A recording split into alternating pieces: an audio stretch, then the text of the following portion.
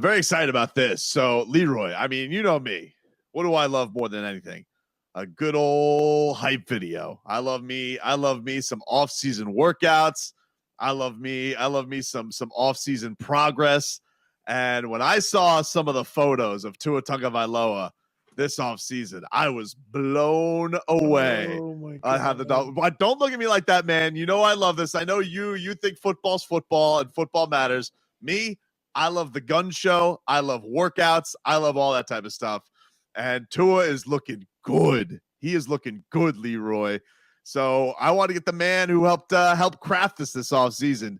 Nick Hicks from Perform Sports is joining us here on 790 The Ticket, and is been working with Tua this offseason. Nick, thanks for the time, fellas? man. What's really happening? How we doing, man? Thanks for having me. I appreciate it. Thank you for joining us, man. Much appreciated. Let's. The views of me have nothing to do with Mr. Workout Buff here. That's fine. Okay. That's fine. All right. All right. I got it. Hey, let's just talk. Let's talk. Yes. All right, Nick. My first question up here, just to get it out of the way, because I know Leroy's gonna love this. What do you think of, after I've seen the work that you and Tua have done together? What do you think of the nickname Tua Tagovailoa? You know, it's so funny. I've heard that before.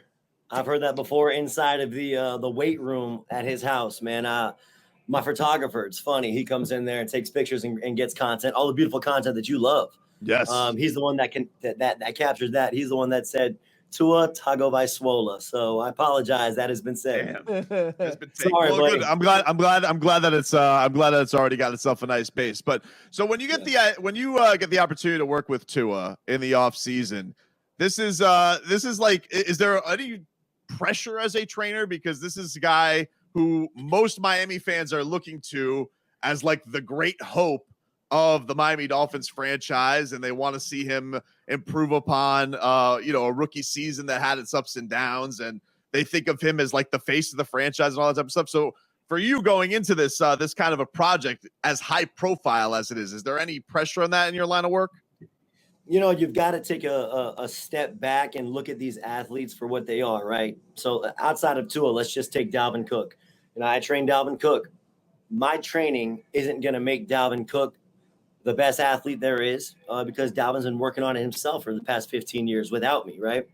But if Dalvin fumbles the football, or if Dalvin, doesn't break a tackle, that's also not my training's fault. So if I look at, the flip side with Tua, right? If Tua goes out there and balls and does an amazing job and kills it, all right, again, that's not Nick Hicks's work. Tua's been doing this for forever. Tua's been putting the work in ever since he was a kid to get to this point. Now, if Tua does terrible, again, that's not my fault either. What I do is I diagnose the situation. I figure out what these guys need to work on, and then I create a program specific to their needs, and then we attack the program. And I mean, we've done a pretty good job here at Perform. So there's really not pressure. It's not pressure, man.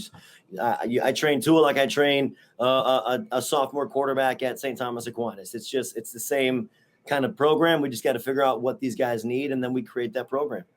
Now, I've told these guys that you can be healthy enough to play football, but not strong enough to play at your best.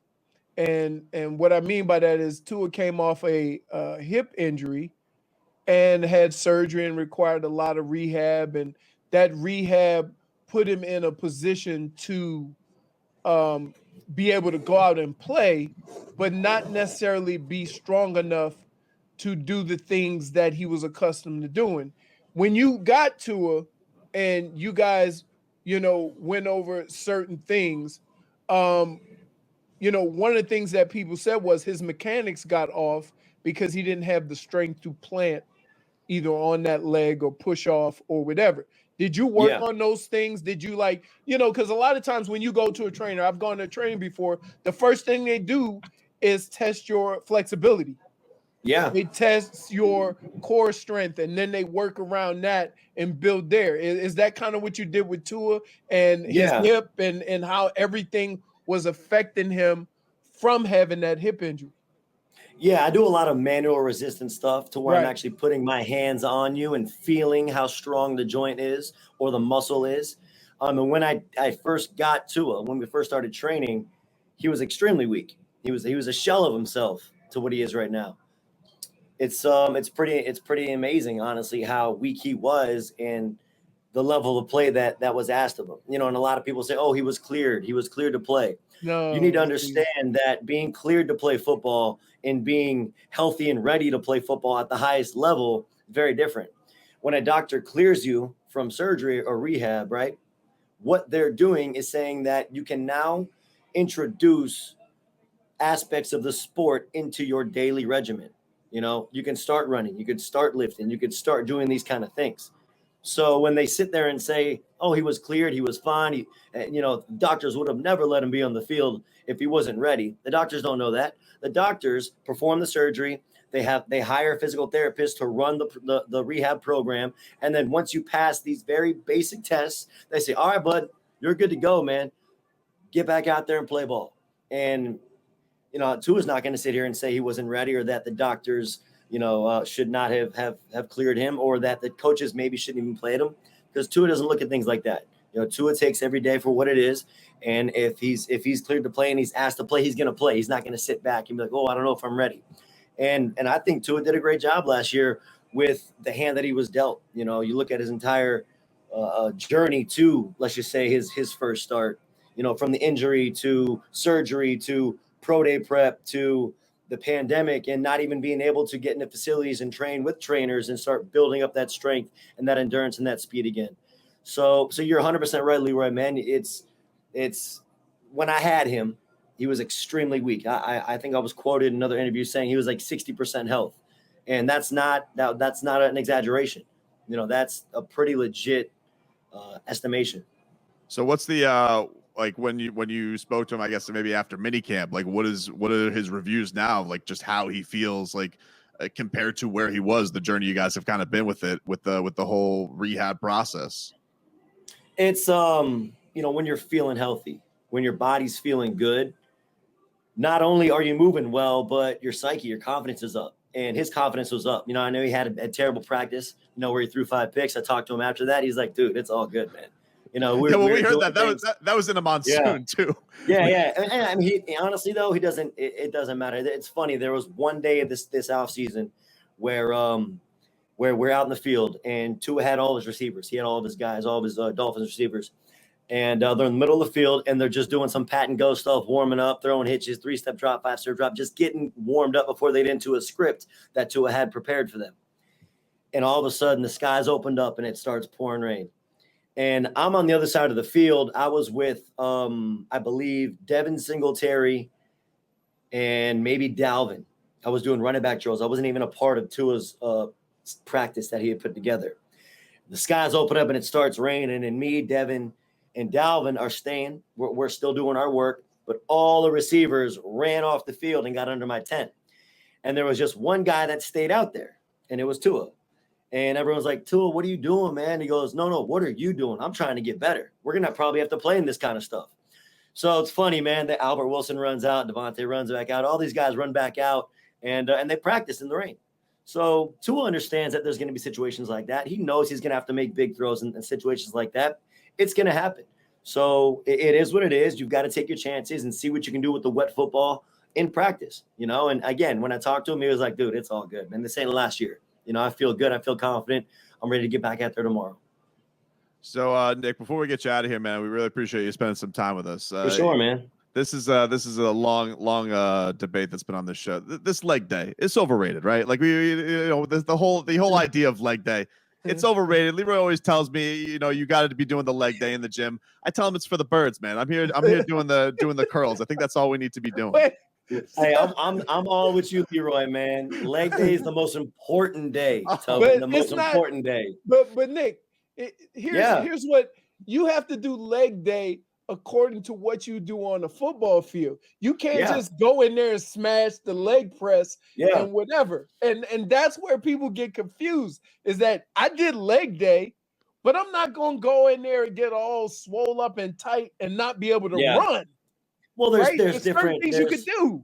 Yeah. So, I mean, again, the programming changes throughout your offseason, right? We're going to lift heavier and we're going to really crush the legs.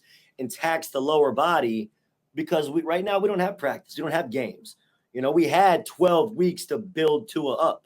Now, there's certain days where we would go a more heavy emphasis on legs. The other days would be a lot of bilateral symmetry. We're working just single leg stuff, balance, proprioception, making sure that all the stabilizing muscles are in tune. So again, it's strategic. Our program is very, very strategic. But yeah, leg day is a big deal, man. The reason so is science. Science backs it up. Once you hit legs, you secrete more testosterone, more hormones, right? And the rest of the body is fed. So you got to make sure you get your leg day in, Tobin. Science, Right, bro. yeah. Well, listen, hey, still great job. Still great job on those Tua guns, though. I mean, like, well done. Well, that's the thing. Tua really had never done upper body strength ever in his whole life. He did a little bit at Alabama, but he never did upper body strength in his life. When he first got dumbbells in his hands, he had 40-pound dumbbells doing bench press for like 10, and he was struggling. By the end of the program, he's got 85s in his hands doing 15. So, again, he's a super responder. He's a very special athlete who is extremely untrained, which, I mean, is exciting. It's very exciting for Dolphin fans because, again, this kid came in with just natural ability and really no legit programming. And I'm not saying that his strength coaches around him were bad. It's just sometimes quarterbacks get the pass in the college weight room. You know what I mean? Yep. Oh, you know what? Don't do the weight. You don't have to do upper body today. Just go over here, do your little TheraBands, and make sure that shoulder is nice and warm. Like the pitchers workout. Exactly. Exactly. Work on the elasticity of the muscles, not really strength of the muscles. But I'm a firm believer in getting stronger in the weight room, and then that's going to translate directly to the football field. Nick, I did legs in the off season. During the season, when they say, Leroy, you doing legs? I say, I do legs on Sunday. Yeah, that's it. I do legs on Sunday, baby. Legs on Sunday. Nick Hicks from Perform Sports. Nick, do you have anything you want to promote, plug, or where people can follow you just so they can get your content? Yeah. So my gym's called Perform. We're located in Davie, right off of Nob Hill and 595. The @ on Twitter and Instagram is PER4ORM. So follow us out there, man. Check us out. Thanks so much for joining us, man. We really appreciate it. Thanks, man. Nick, I'm gonna come holler at you. On here. I'm right down the street. I'm gonna come holler at you.